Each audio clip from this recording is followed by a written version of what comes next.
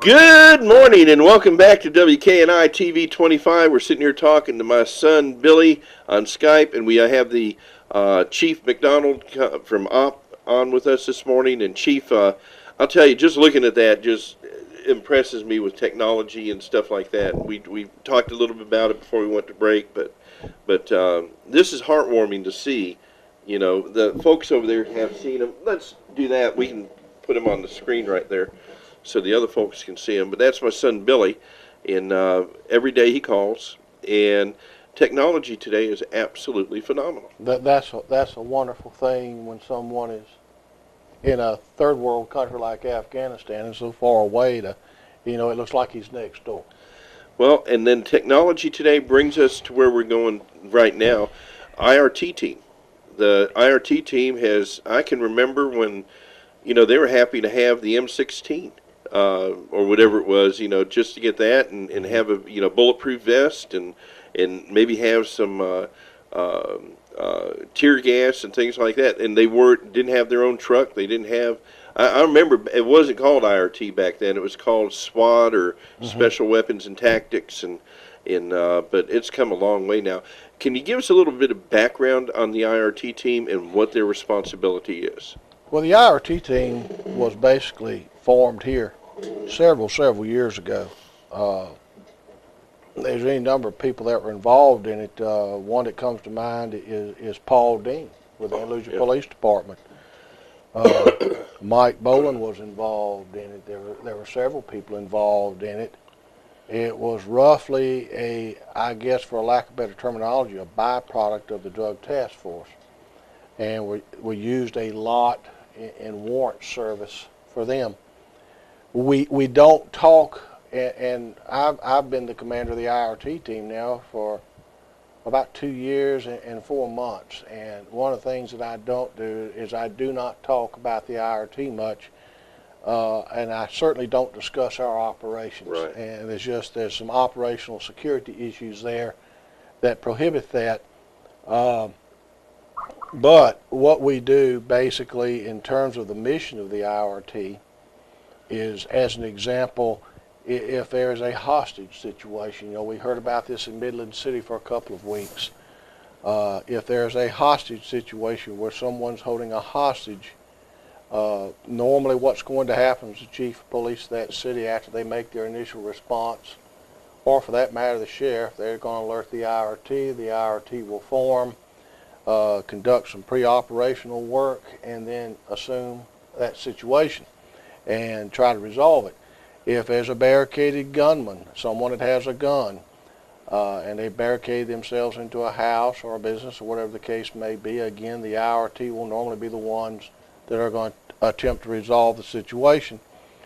In a purely law enforcement mode, if, as an example, there is a high-risk arrest warrant, there's a person that there's a warrant on, they have a propensity to violence, or they know that they're armed, normally it's the IRT that's going to serve the warrant, and the same holds true of a search warrant.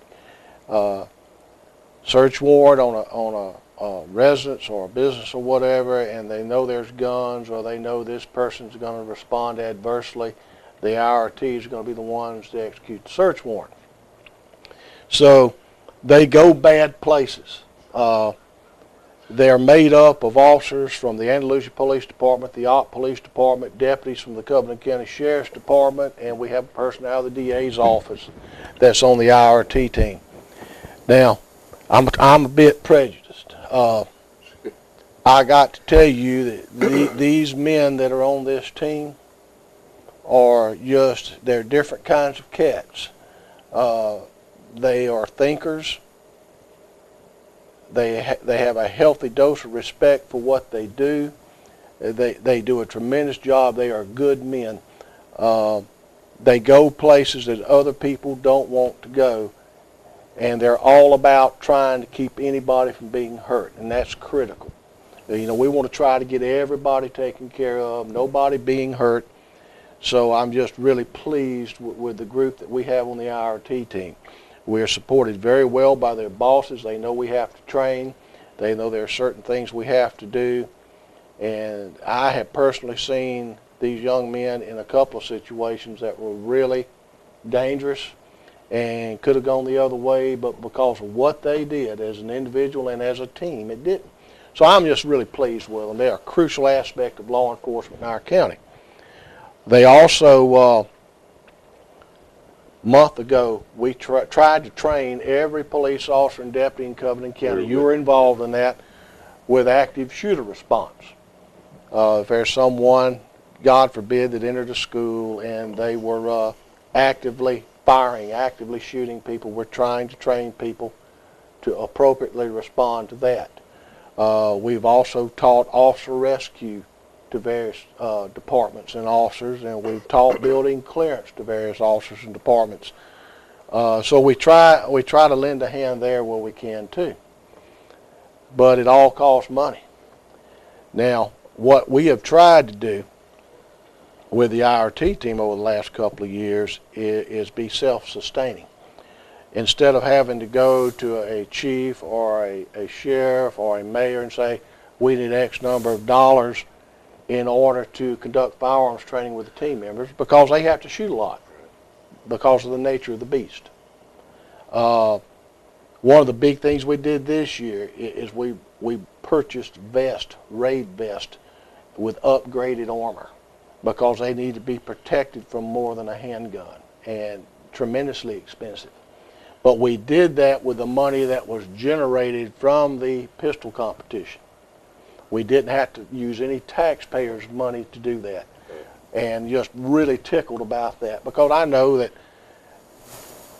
governments are being pulled every direction right now. We know that the economic news still appears to be quite gloomy. So we're trying to be self-sustaining. Well, our one source for that sustainment is the pistol competition. And that's going to be Friday the 12th of April. I assume you'll probably I'll be there. Be gracing us. Yep. It's going to be at the Wilbur Williams Training Center in Andalusia. They graciously let us use their range. And we're going to have folks coming that, Eddie, you do not want them shooting at you with a handgun. I don't want anybody shooting at me, Chief, with a handgun or a pellet gun. It don't matter what. But I have been impressed with some of the shooting that I've seen there. These are law enforcement officers from across the state of Alabama, and they come and they compete, and some of them are very, very good. They have a good time. It's a good time for fellowship and networking. This year, Attorney General Luther Strange is scheduled to be our guest speaker. Very cool. Last year, we had Colonel Hugh McCall and Lieutenant Colonel Kevin Wright from the Department of Public Safety, two of the most super people you'll ever hope to meet. Just great folks, Colonel McCall and Colonel Wright. The troopers are very fortunate to have them as their leadership element. But we're going to have Attorney General Strange is going to be there, and what we do is the way we make money, of course, is through sponsorships of the event. We have 3 levels of sponsorships. We have the gold sponsorship, which is $200 contribution. We do several different things. We list, they have an individual banner, of course, that we put up at the shoot as an advertisement. They're listed on the plaque for the overall winner. They're on their plaque. They're a local advertisement. They're listed in that. They also, if they want to shoot, we have a sponsor shoot at lunch. And the gold sponsors, if they want to shoot, we'll go through a practice session with them, normally the day before, acquaint them with the range, and then they shoot, and they get a T-shirt. So that's gold sponsor, $200. Silver sponsors, $100 contribution, and of course we put a banner up at the competition as their advertisement with their company name on it, and they're in the local advertisement.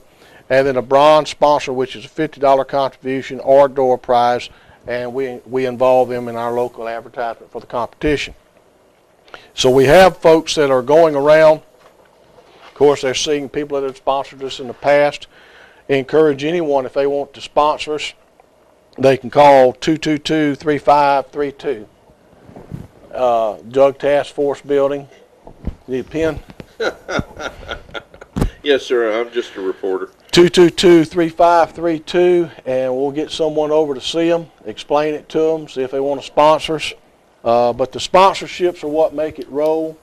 And again, we want to be self-sustaining. We have other agencies in this county that we know need that tax dollar to sustain their operations, and some of them are very, very critical. And we don't want to, of course, be in competition with them. We want to try to be self-sustaining and do what we need to do, but we depend on our sponsorships to do it. Well, I'll tell you, Chief, I have seen more so than the average person out there in the street. I have seen the IRT team in action, and they're the top cut. I mean, that's my opinion. They're the top cut. Not saying that the other law enforcement officers are any less. These guys are more trained, highly trained individuals. As you said, they also train the local law enforcement officers as well in different tactics. Now, what people get, the general public sometimes just goes, well, you know, tax dollars, you already mentioned that. All right, grant money was a big deal back in the day. That has been just about totally washed away. I'm going to tell you, I watched over the last couple of years, and the grant money's just not there. You take something as simple as the monies that we've received in the past for traffic enforcement, click it and ticket and all. As far as I know in the last several months, there's been nothing. We are in, nationally, we're in a financial crisis. You know, if you watch the local news, statewide, we're in a financial crisis. And of course, if you talk to folks around here that are involved in government and trying to manage a budget, they'll tell you, hey, you know, we're struggling. And so we're trying to do some things, you know, with the IRT team that make us self-sustaining, but we do not want to degrade the edge that they have in terms of what they do. You know, I want those guys, if Mike McDonald's sitting in his office and somebody takes me hostage, I want to know I'll come that get you, they're Chief. ready to deal with it. I'll come get you. Appreciate that, Eddie. I'll have Kevin standing in front of me, but I'll come get you. So I'm really pleased with them. I'm really proud of them. They do a good job. We hope that we don't have to do a whole lot, because normally when we do, the situation's not good. And the reason people don't hear a lot about us is by design. We just don't talk about what we do. Well, that's been a few months back, but up there across from the Ford dealership, I think it was, where that man barricaded himself in the house and was shooting at the officers. I mean, we were out there, you know, videotaping the area and trying to get the information and stay out of the way as there's active gunfire going on. And then the man lit the house on fire. I understand that man has since succeeded in getting killed or something, I think, in Evergreen or someplace where he lit a house on fire again. But your team extracted him. It took a long time. Okay, but time is, you know, of the essence with getting the safety of the public around the area. And those homes were cleared out. The people in that area were blocked from going in. There was a very professional thing, but nobody knew what the IRT team was doing. And there's a reason for that. Well, there's a reason, and we try to keep it that way. You know, I don't know of one guy that's on that team that will tell you, well, I do it for the glory, or I do it so I can brag about it. I've never heard that expressed. Mark Odom doesn't say that? No. Mark's like me. It's getting hard enough for him just to move around. They're a good bunch, and we are well supported by the agencies that have officers on the team. You know, I can't say enough about these young men and what they do. Well, folks, this is going to happen in April. We're going to have you back on, okay? And I'll tell you what WKNI will do. We'll contribute to it as a business. I don't know what yet. My wife will have to tell me how the budgeting is. But we're also going to make an ad for y'all. We appreciate that. And put it on the air and let people know this is an upcoming event. Because this is a very important part of our infrastructure. You folks hear me talking all the time about infrastructure. When the going gets tough and things get bad, these are the guys that come out, okay, and take care of the business that has to be done. I watched them in action during the active shooter program over at Opp Elementary School a few weeks back, and it's a very serious situation. Some of you, have some bad taste about law enforcement, or maybe not have been on the best side of law enforcement at one time or another. But these are the guys you want on your side when things get tough. And here's an opportunity for the businesses in the community to step up to the plate and help continue to make sure that our infrastructure of this, I will call it elite unit in the community, because it is. And I don't mean that in a monetary, flashy way. I mean it in a business type way. They're unique in their way. They're young men willing to take the extra step. Well, you know what? They're willing to die for the cause. Okay, and I hate to say that, but that's the truth. They're willing to put their life in between me and a perpetrator, and that's what they're trained to do. And law enforcement officers also are trained that way. This active shooter thing just blew me away when I saw that. I don't. I guess that's a bad term to use, but it was so serious. I mean, there was because we just lost how many children? A few weeks before that? Up at Newtown, Connecticut. In Newtown, Connecticut, and that's fresh on our minds when we're in there and we're watching this in a school setting. Okay, I mean, I get goosebumps now just talking about it. And you hear gunfire going off, and you hear the shooter, and you hear the police officers yelling, and then it's that quick, quick. We're not allowed the opportunity to know when something's going to happen most of the time, and we're not allowed to know what the scope of that's going to be. And so you have to maintain a certain, not only situational awareness, but you have to be ready to deal with what comes up. And that's what this IRT team, you try to instill is, we don't know what it's going to be, we don't know where it's going to be, but we have to be prepared to try to deal with it. Well, great guys, great group over there, and like you said, they're from different agencies around the community, and it's just a good thing. So, folks, if you have a business or you have the opportunity, I'm sure they'll even take individual donations for this. Am I correct? Beggars can't be choosers. There you go. And, this is something that we all can support and make a better community, a safer community here with us. And Carlton just walked out. I was getting ready to go to commercial break. So, anyway. Do you tap dance? Let's talk about Rattlesnake Rodeo a minute for you. I was going to take the break and go into the Rattlesnake Rodeo, but let me. Some things came up with what we're talking about here with the IRT team. A lot of practice has to go into this. It does. Okay, and when you say there's a lot of shooting involved, they have to use real stuff. Okay, and can I say this as a gun owner that ammunition went through the roof. Ammunition is not only expensive, it's hard to get. Yeah, you can't get some rounds now. 223, I think, is almost near impossible to get. It is very slow. I've heard all kind of reasoning behind it. I'm not sure what I want to believe and what I don't want to believe. It's a government conspiracy. But for gun control.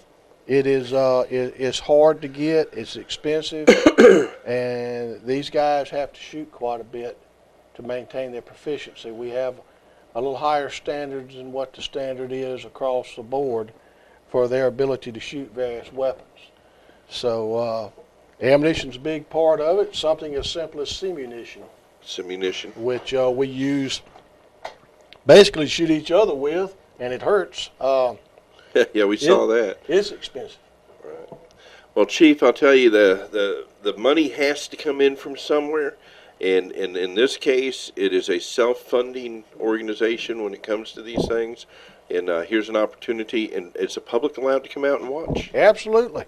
You know, we have an area set up. The public's welcome. I encourage them to come out if they have the time.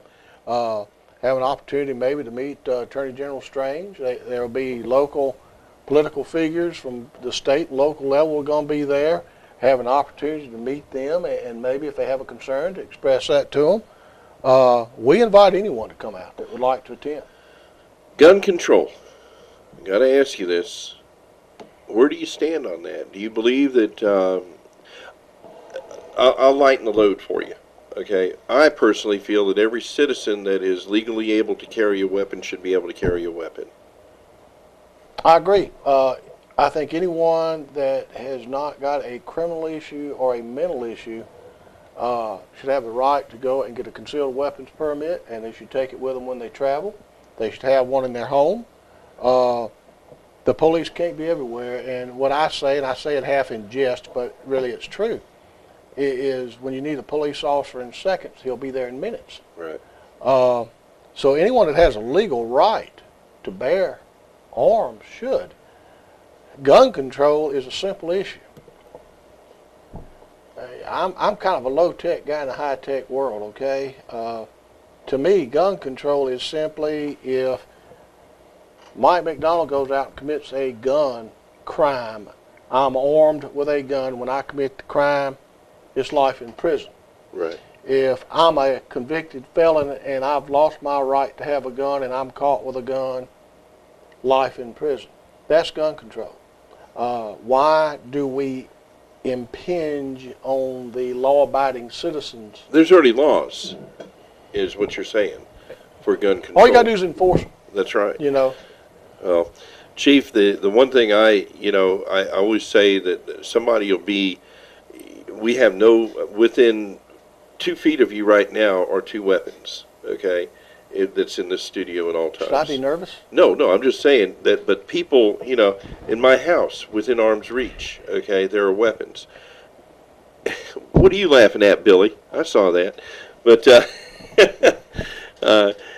but, I'm glad people know that. I have no problem with them knowing that, because if they come in here and they want to do something stupid, the odds are they may not like the outcome of it. Well, we've had some ladies come up, primarily ladies. I've had a few fathers call about their daughters.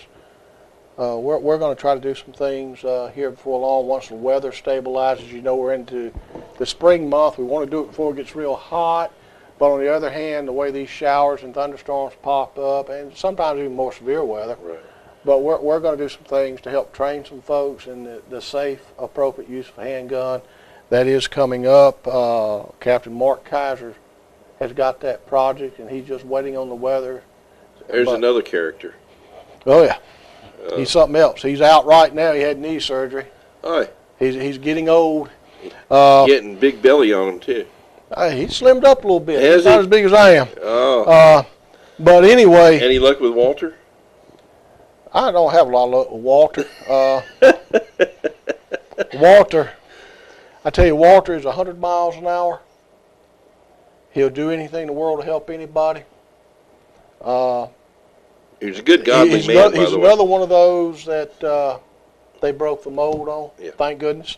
But yeah, get back to your gun control situation. I think any law-abiding citizen that under the law qualifies to have a weapon should have a weapon. That's their right to have it, and all you got to do is watch the news to see why you need it. There you go. And now I'm going to ask you, I know we want to talk about the Rattlesnake Rodeo. We're going to go over a little bit. But real quick, I don't know if you want to talk about it or not, but Alabama is an open carry state as well. Mm-hmm. And what does that mean? Well, the legislature's trying to decide right now what it means. With a concealed permit, it means exactly that. The weapon should be concealed at all times. It's a violation of the permit if it's not concealed. It also means that you cannot consume any alcoholic beverages while you're in the process of utilizing that concealed permit to carry that weapon. I will tell you that from what little I know about how they're trying to massage what they're going to do about this right now, and I think it's active, they're trying to decide. I really don't want people walking into Walmart with a gun hung on their That has side. happened. Yes, it has. And it's put, the police have had to try to decide, how they're going to interpret the law and what they're going to do. This isn't Tombstone, it's not Dodge City. I don't know that it's a good idea for people to walk around with a gun displayed all the time, because then what sometimes amounts to road rage in the parking lot or might amount to a pushing and shoving match might escalate. So I think we need to take a long, hard look at that.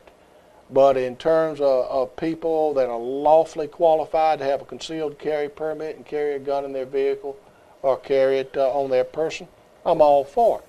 Now, I'll caveat what I've said with this. When we make a traffic stop on someone, they need to tell us, That's right. I have a weapon and where it's at. And a lot of people do. Right. And they immediately present their license and their concealed carry permit. We don't have a problem with that at all, you know. But we want to know that you've got the weapon,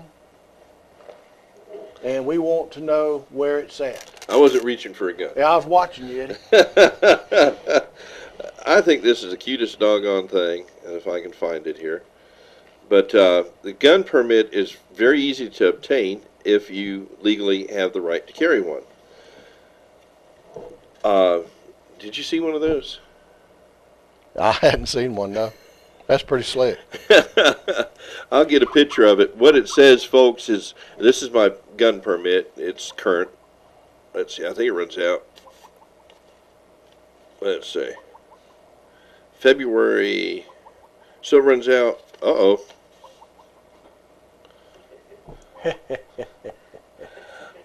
My gun permit expired on the 16th of February, so I need to go Attention get one. all cars. Attention all Whoops. But You know- anyway, I'm glad I did that because now I'll go get You know, I it. want folks to understand that I've not had anyone within the law enforcement community here locally or anywhere else that said, gee, we wish that people couldn't carry guns, period, or we wish they'd do away with concealed weapons permits. The person has a right to protect themselves. Right. And we're smart enough to realize that we can't be everywhere. You know, with the troopers drawn down the way they are right now, you can drive for miles and miles and miles and never see a trooper. If, as an example, Covington County, the deputies at 11 o'clock at night are down at a bad domestic in Wing, and you live up at Seawright and you think you've got someone breaking in your house, it's going to take them a while Yeah. to get there. Yeah. And there's usually only one or two, well, I shouldn't say one, there's 2 or 3 deputies on at night. And that they're covering a large area. And if there's a big fight down in, say, Onaka.